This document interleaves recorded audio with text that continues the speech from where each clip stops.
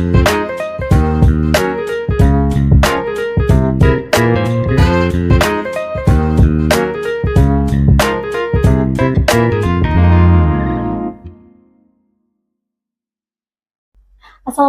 warahmatullahi wabarakatuh. Hai teman pemilih, kembali lagi di channel podcast KPU Kabupaten Bogor. Pintu demokrasi, demokrasi dimulai dari sini. Kali ini bersama saya Mega Tresnawati yang akan memandu jalannya podcast episode spesial hari ini. Baik teman pemilih, kali ini episodenya spesial banget karena kita kedatangan tamu dari Radar Bogor. Pemimpin redaksinya langsung, siapa dia? Inilah dia Bapak Riki Nur Rahman. Apa kabar Pak? Baik, sehat Teh Mega. Alhamdulillah, sehat ya Pak ya? Sehat. Panggilnya apa nih? Kakak, Bapak? Kang Riki aja nggak apa-apa. Kang Riki. Siap Kang Riki. Kang Riki, terima kasih lah sudah berkenan hadir di podcastnya KPU Kabupaten Bogor. Alhamdulillah ya. Kita akhirnya bisa ngobrol bareng. Siap. By the way, selamat sudah mendapatkan penghargaan kategori media lokal terbaik. Brand media lokal terbaik di Media Brand Award 2025. Itu di Aceh ya, Kang? Di Aceh, kita bisa terimanya di Banda Aceh. Iya, Media Brand Award. Saya salam dulu dong ya buat Bogorian ya. Assalamualaikum Bogorian semua, sampurasun. Sehat-sehat selalu, semangat. Jadi Media Brand Award yang kami terima di Aceh beberapa waktu lalu itu terkait media yang berhasil, kami dianggap berhasil begitu mengembangkan brand kami di platform media sosial. Begitu sih Teh Mega intinya. Jadi Radar Bogor bisa mengembangkan media sosialnya menjadi salah satu platform acuan pembaca berita gitu di media sosial, gitu sih. Itu pada saat itu memenangkan beberapa kategori, lebih dari satu kalau nggak salah. Kalau yang kemarin itu hanya untuk media brand. Hanya untuk media brand. Di event yang sama yang digelar oleh Serikat Perusahaan Pers, di waktu sebelumnya di Jakarta kita ada menang award juga ya? Iya, 4 gold itu, 4 gold. Luar biasa. Di beberapa kategori sih itu, di kategori tampilan ya, kalau nggak salah tampilan koran, kemudian young readers, pembaca muda, kemudian apa lagi ya, digital juga, kemudian liputan khusus, itu ada 4. Berarti total nih teman pemilih di tahun 2025 ini sudah 5 achievement ya. Alhamdulillah, Masya Allah, keren banget nih Radar Bogor. Makanya kita undang ke sini buat kasih tahu gimana sih strateginya nih biar media sosial, biar KPU Kabupaten Bogor engagementnya nih harus tinggi. dong, harus ya. Harus. Oke, sebelum nanti kita ngomongin strateginya, di-spill dulu dong backgroundnya, informasinya terkait Kang Riki seperti apa. Iya, saya pemimpin redaksi koran Radar Bogor. Jadi Radar Bogor itu sekarang ada 2 pemimpin redaksi deh. Satu di koran, kedua di online. Online itu portal beritanya lah ya. Karena memang 2 hal ini sudah sangat berbeda nih, sudah menjadi dunia yang berbeda antara dunia cetak dengan dunia online. Jadi harus ada penanggung jawabnya sendiri-sendiri. Nah, walaupun komando sebetulnya masih tetap ada di cetak sih, karena kita harus terus mempertahankan cetak, memperkuat cetak gitu ya. Jadi tetap komando awal itu ada di divisi cetak, kayak gitu Teh. Nah, online itu mereka menyajikan berita-berita yang sudah diolah oleh teman-teman dicetak dengan packaging yang sesuai dengan target audiens mereka di online. Kayak gitu sekarang yang ada di redaksi Radar Bogor. Berarti megang 2, online dan media cetak ya, Kang ya. Nah, kan Akang sendiri sebagai pemimpin redaksi nih. Nah, teman-teman pemilih pengen tahu tugasnya tuh ngapain aja sih pemimpin redaksi itu? Ya, pemimpin redaksi kita memastikan bahwa manajemen di redaksi berjalan lancar ya, sesuai dengan semua kaidah-kaidah jurnalistik, aturan-aturan yang selama ini kita pegang gitu. Jangan sampai ada yang meleset atau bahkan ada penyelewengan begitu, itu yang kita jaga banget. Karena Radar Bogor sekarang usianya di tahun ini sudah 27 tahun. Satu hal yang sangat kita jaga itu trust, kepercayaan pembaca, kemudian integritas dari Radar Bogor itu sendiri. Jadi pemimpin redaksi harus memastikan semua itu terlaksana dengan baik. Kemudian ya lebih banyak juga keluar juga sih Teh, lebih banyak hubungan-hubungan keluar, bagaimana membangun komunikasi dengan networking, kolaborasi. Iya, lebih banyak itu sih kalau pemimpin redaksi. Jadi oke. Itu tadi tugasnya pemimpin redaksi. Nah, Kang Riki, menarik nih tadi. Ya, aku mau nanya yang terkait media sosial.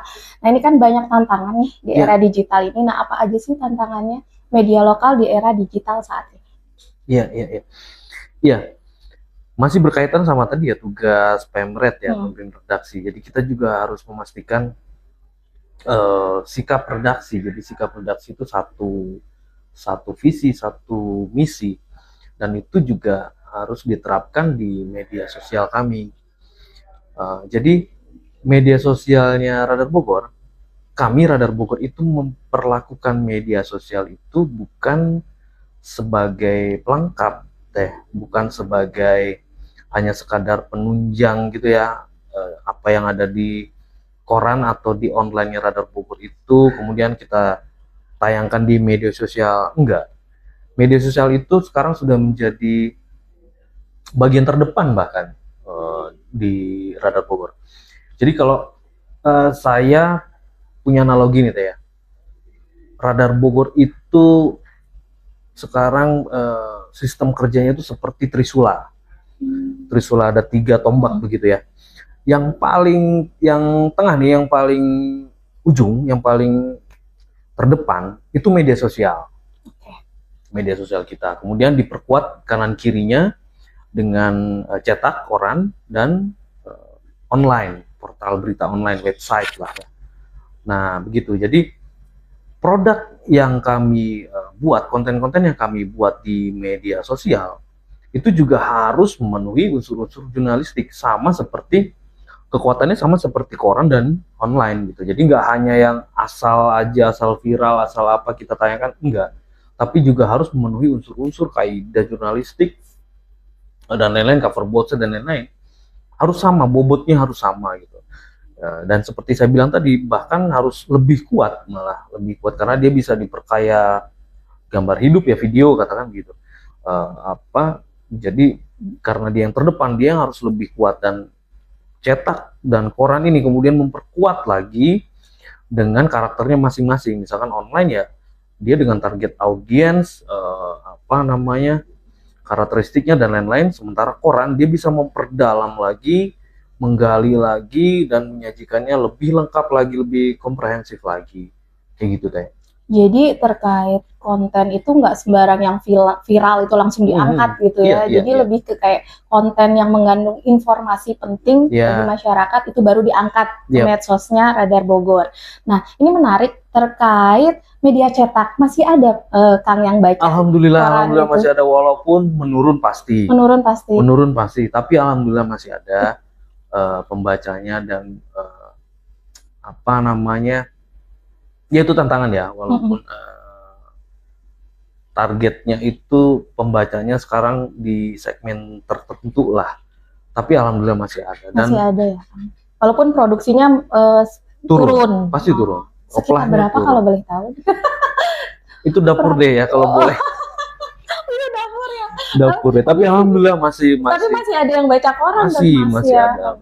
Di segmentasi tertentu, bahkan saya juga sering ada beberapa kalangan yang bilang ke saya bahwa sambil menunjukkan gitu bahwa ini saya masih baca gitu.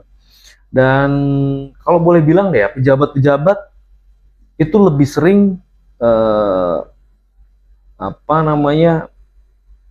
memantau pemberitaan dan lain-lain juga banyak di koran juga gitu, karena saya sering dikirim gitu foto koran Radar Bogor tentang berita apa gitu, itu saya dikirimin di pejabat-pejabat. Kalau yang lain kan mungkin screenshot dari media sosial atau online gitu ya, tapi kalau di kalangan pejabat itu masih sering ngirimin foto koran fisik gitu loh. Mas, berita ini gini-gini, atau apa ada keluhan lah atau apa kayak gitu ya. Mereka foto korannya gitu. Jadi ya masih ada, dan koran itu kan kuat sekali gitu. Kenapa saya bilang kuat? Karena produk koran itu dalam tanda kutip ya nyari sempurna. Koran itu kan nggak boleh ada kesalahan. Betul. Online, medsos, ada salah bisa di take down. Iya. Koran gimana mau diambilin susah juga nariknya. Susah ya, udah nyebar. Ya, jadi PR di teman-teman redaksi koran itu kan harus memastikan produk yang sudah dihasilkan itu ya benar-benar produk yang sudah minim sekali kesalahan. Walau kesalahan pasti ada lah, namanya kita manusia ya, tapi minim, harus bagaimana semaksimal mungkin dikurangi lah kesalahan-kesalahan itu. Karena itu kan melalui proses edit yang ini disunting segala macam. Oke.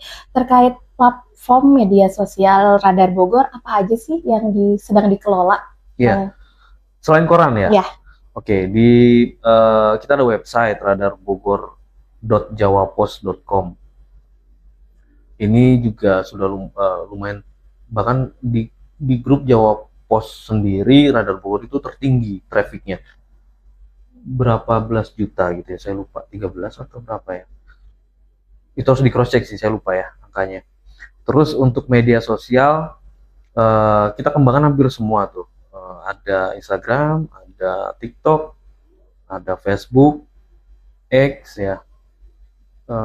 Ya cuman memang menarik sih, media sosial ini terlihat karakteristik daerah gitu ya, dan penggunaan media sosialnya. Seperti Radar Bogor ini lebih besar engagement, traffic, dan interaksi dan lain-lain itu di Instagram ya.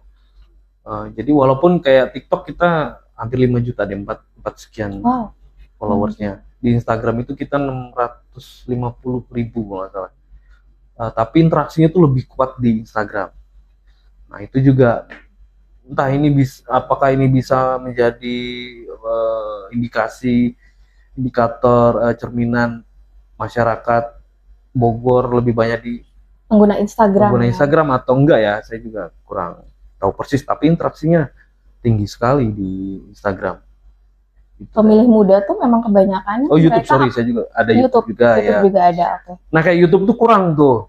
Sekarang udah kurang. Iya, kurang, interaksinya kurang, tuh masih PR, kita lagi coba ngembangin terus di YouTube, gimana sih biar bisa bagus di YouTube ya.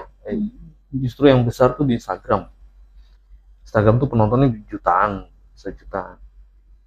Nah, tadi interaksi. Nah, terkait interaksi ini gimana sih caranya menangani komentar-komentar yang hate speech gitu dari netizen? Cara mengatasinya itu seperti apa sih dari Radar Bogor? Ya, kalau hate speech yang sudah terlalu ya, sara dan lain-lain, lebih baik di counter sih menurut saya, nggak perlu di ini ya. Tapi kalau ada komentar yang isinya mengkritik atau memberi informasi atau apapun itu, sebaiknya kita tanggapi, karena kan kekuatan dari media sosial itu di interaksi itu. Betul. Dan alhamdulillah kayak teman-teman di APH juga ini kok, kadang kita Radar Bogor memposting apa, informasi tentang apa, itu teman-teman APH langsung tuh nyaut tuh biasanya di kolom komentar, oke Min, kita tindak lanjuti apa kayak gitu-gitulah. Nah itu kekuatan media sosial itu sebenarnya di situ, di interaksinya ya. Namanya juga sosial kan, kita bersosialisasi ya. Jadi lebih baik harus kita tanggapi sih. Kecuali yang sudah terlalu parah, dan kita juga melihat akunnya juga nggak jelas gitu kan. Menurut saya nggak perlu lah kita terlalu banyak ini di situ ya.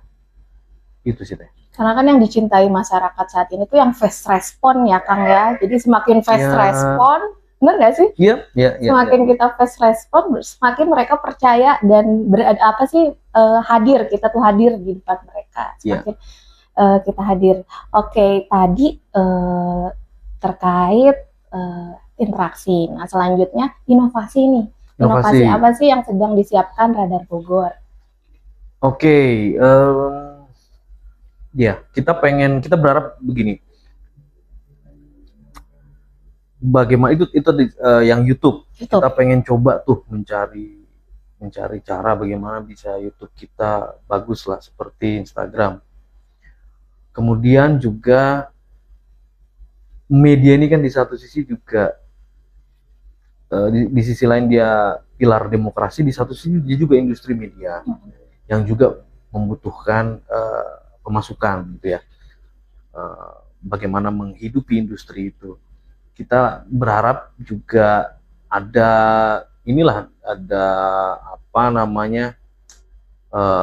pendapatan lah di media sosial, walaupun kalau saya lihat sampai sekarang masih belum begitu ini ya, di digital malah masih lebih besar dicetak kalau untuk itu. Nah, ini kita lagi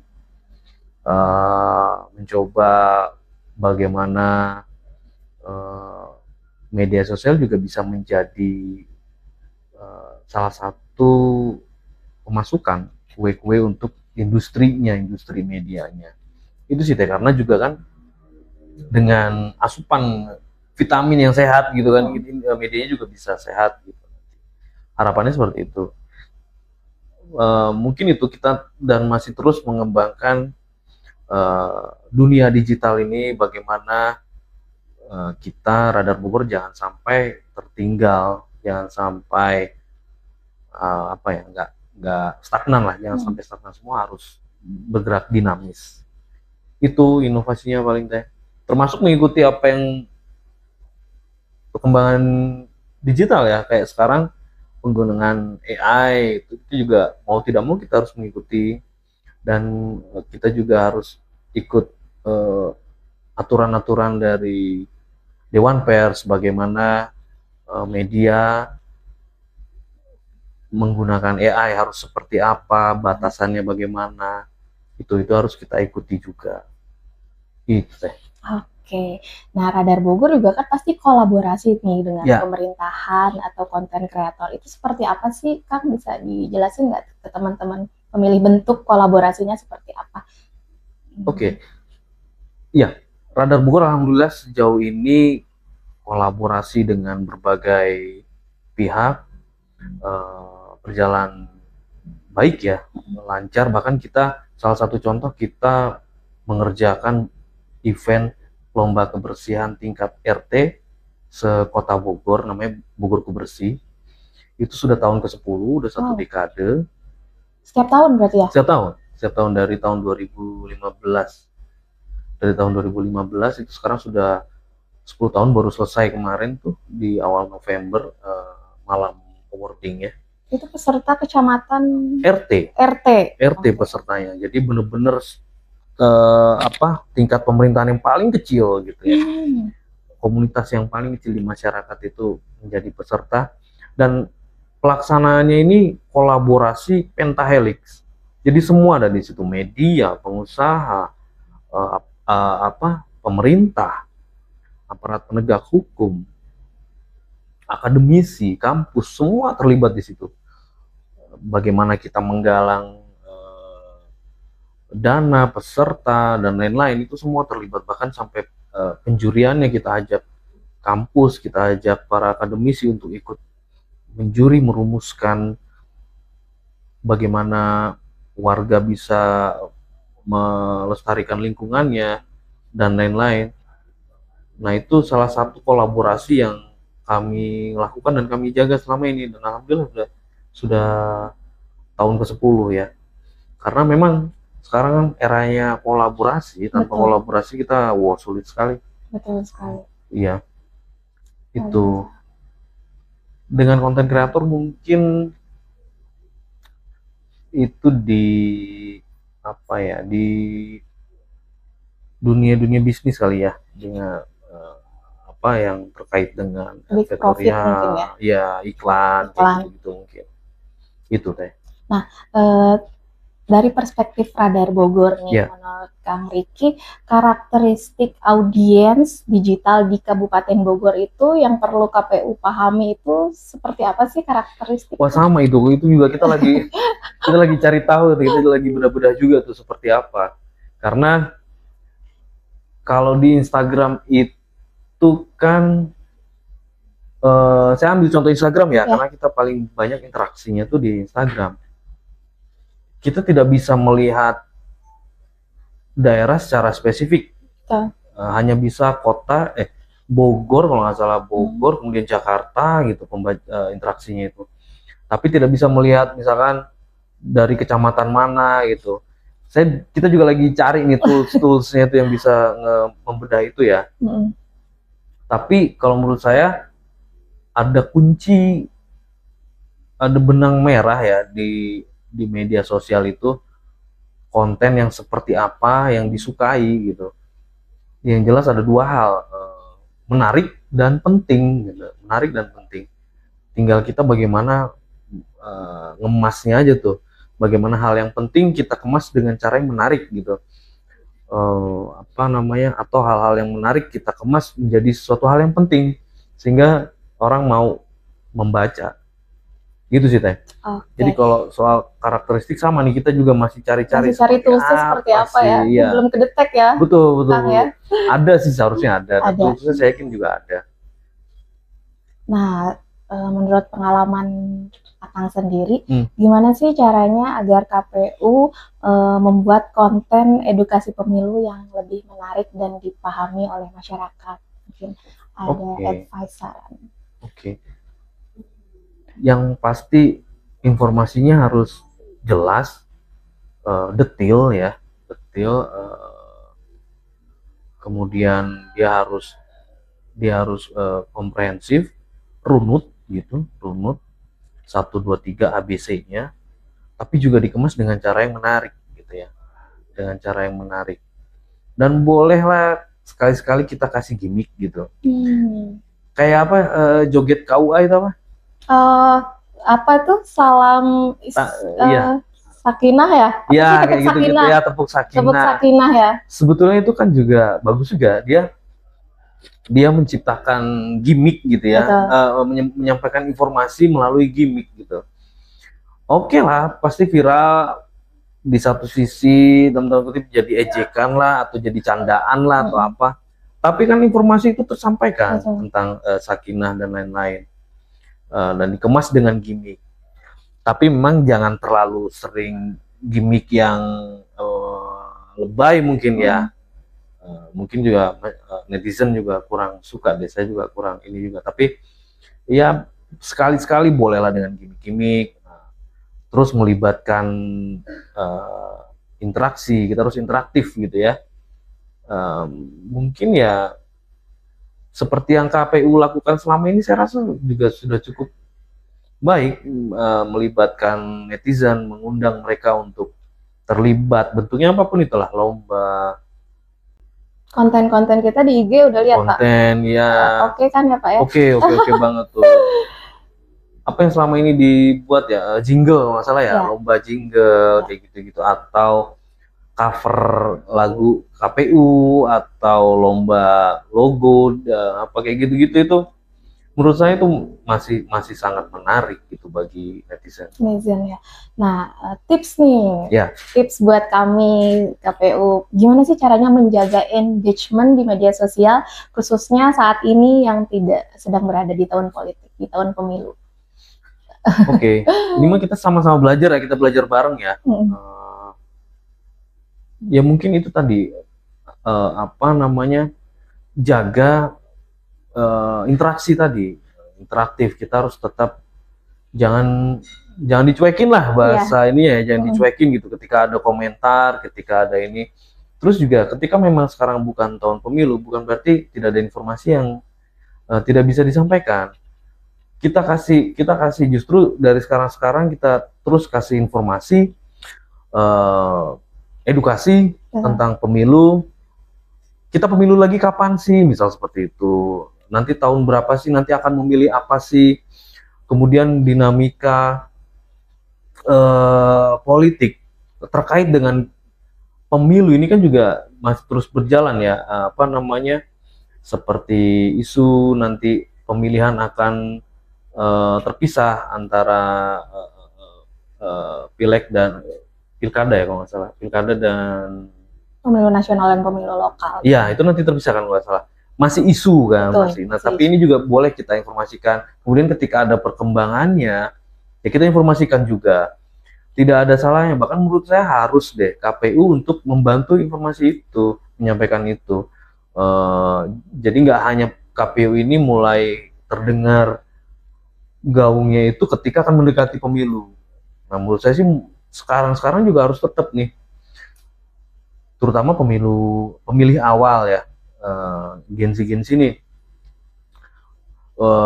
bagaimana nanti mereka harus ketika akan menjadi pemilih pemula ya, apa yang menjadi syarat-syarat, misalkan ketika kamu sudah 17 tahun atau yang sekarang berapa, 16 atau 15 yang nanti di tahun pemilu akan 17, sudah tahu belum sih kamu caranya gini kayak gitu. Nah, itu bisa tuh mulai dari sekarang dan ya dibuat event-event offline juga saya rasa masih sangat Car Free Day ya. Ya. Car Free Day event-event.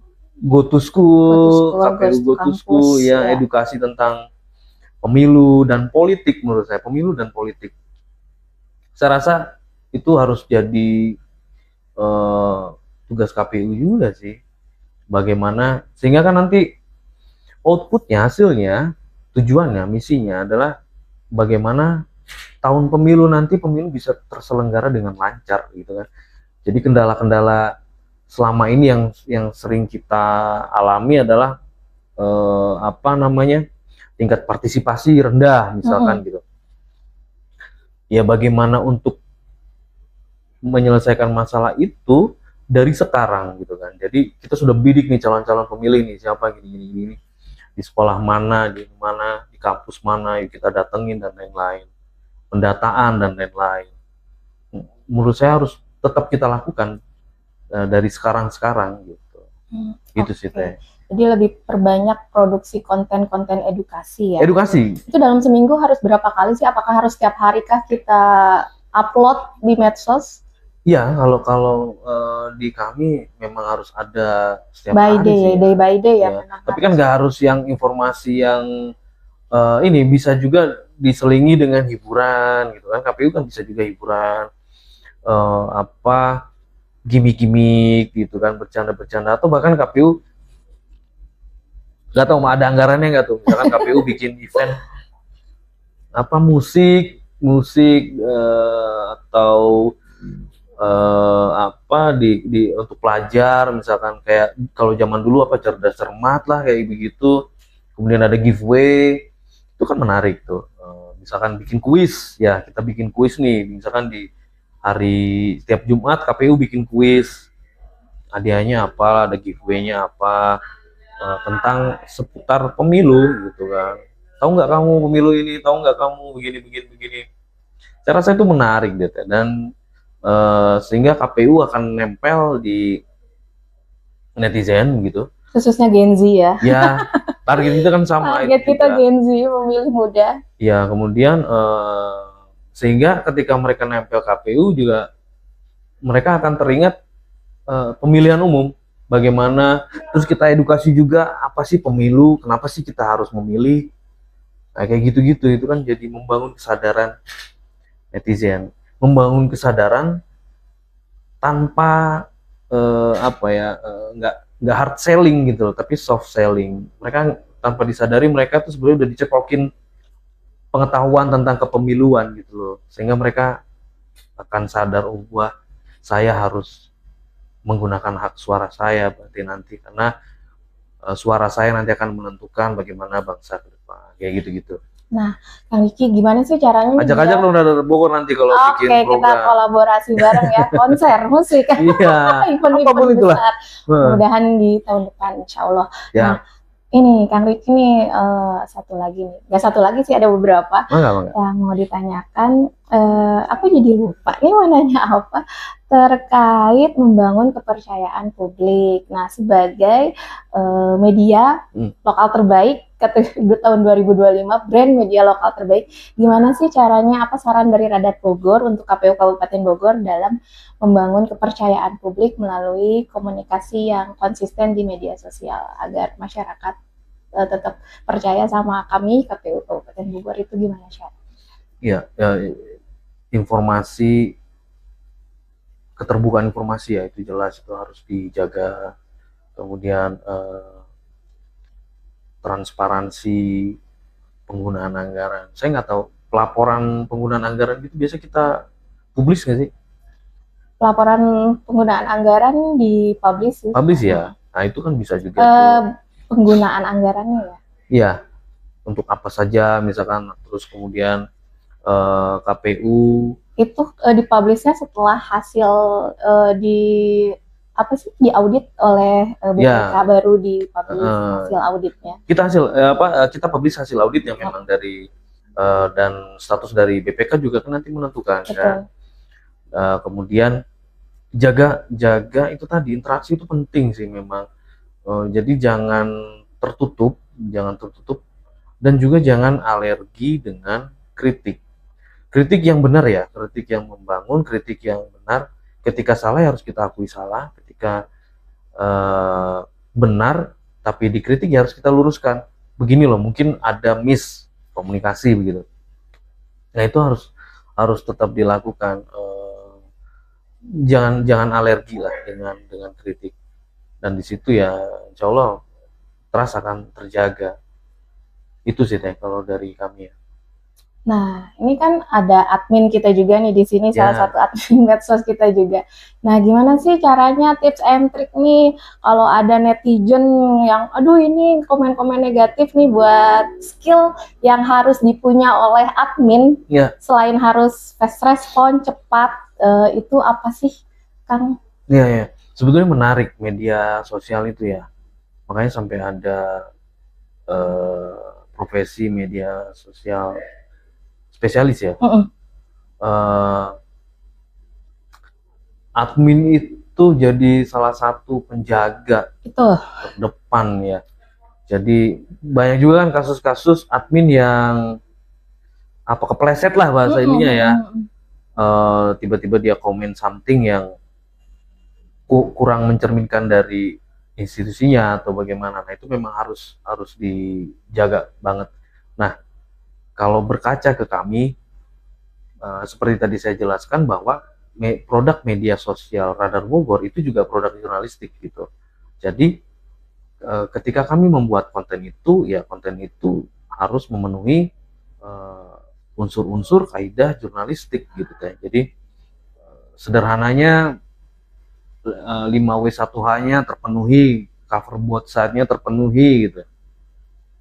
Bahkan penanggung jawab media sosial Radar Bogor itu harus orang redaksi. Jadi orang redaksi yang sudah berpengalaman. Jadi seorang redaktur di selama ini di koran, yang kemudian dia ditugaskan untuk menjadi penanggung jawab media sosial. Jadi dia benar-benar harus menjadi kiper, harus matang bagaimana bisa menerapkan jurnalisme bijak gitu ya. Mungkin kata ininya mah jangan sembarangan gitu berkomentar ataupun membalas komentar dan lain-lain. Jadi memang PR admin itu seberat itu karena dia yang terdepan gitu. Jadi dia harus jaga banget bahkan kalau bisa teman-teman admin ikut pelatihan gitu, kalau ada pelatihan tentang media sosial, bagaimana menjawab komen, bagaimana bukan bertutur ya, bernarasi. Ya, bernarasi yang baik gitu, yang ini karena PR-nya adalah jadi harus tahan banting ya, admin tuh nggak boleh baper ya guys, teman pemilih. Betul. Karena narasi atau kata-kata teks itu kan tanpa emosi ya. Betul. tanpa raut mimik segala macam. Kita kadang nggak tahu ini kata-kata ini tuh marah, ketawa, bercanda atau bagaimana gitu kan. Jadi agak ini juga, jadi harus sangat berhati-hati. Tapi juga jangan juga kaku, harus enak juga, harus fleksibel, harus bisa inilah ya fleksibel melihat situasi sama konteksnya, jangan sampai keluar di konteks gitu. Itu sih. Nah, itu kan salah satu tugas admin tuh kayak menanggapi netizen ya. Nah, selain itu kan ada tugas admin yaitu mengupload konten-konten. Nah, itu ada jam-jam khusus nggak sih untuk upload konten biar kontennya KPU masuk FYP nih? Ada. Seperti apa sih itu? Kalau aku lihat teman-teman di medsosnya Radar Bogor itu ada prime time-nya juga ya. Jam-jam kalau nggak salah ya, ketika ada ini ya kok. Di sore ke malam kah atau pagi ke siang harus uploadnya jam-jam terbaik? Iya, kalau nggak salah di malam. Di malam. Malam itu jam berapa ya? Jam 9 atau berapa? Boleh deh nanti aku ini intinya share di malam datanya, insight-nya deh buat Teteh deh.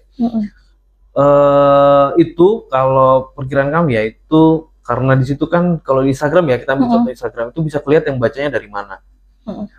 Itu banyak kan dari Jakarta. Nah, kami menduga, kami memprediksi, memperkirakan gitu ya. Kami mengira-ngira pembaca kami atau yang lagi scroll IG-nya Radar Bogor itu komuter yang dari Jakarta mau pulang. Nah, di kereta sambil nunggu, sambil apa mereka scroll.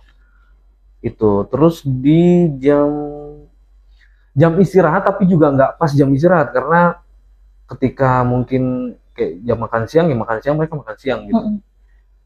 Nggak semua sambil buka ini, tapi ada jeda ketika sebelum kembali melakukan aktivitas. Nah, di situ juga tinggi juga. Sama ada beberapa jam-jam prime time lainnya deh. Nanti boleh aku share deh infonya. Ya, itu harus buka ini soalnya aku harus tanya admin Radar Bogor. Siap, hatur nuhun pisan Kang Riki. Kami nuhun. Luar biasa nih, banyak banget insight-insight yang kita dapat. Ya, belajar bareng lah, Radar Bogor juga masih jauh dari sempurna. Boleh nanti kita kolaborasi mungkin tahun depan di event-event. Iya, betul kita buat bareng ya. Luar biasa, sukses selalu. Amin, sama-sama. Kang Riki. Iya. Mega. Baik teman pemilih, sampai di sini dulu podcast kita pada kali ini. Jangan lupa like, comment, share, dan subscribe serta follow semua medsos KPU Kabupaten Bogor. Akhir kata, wassalamualaikum warahmatullahi wabarakatuh. Pintu demokrasi dimulai dari sini. Ya. Terima kasih. Thank you.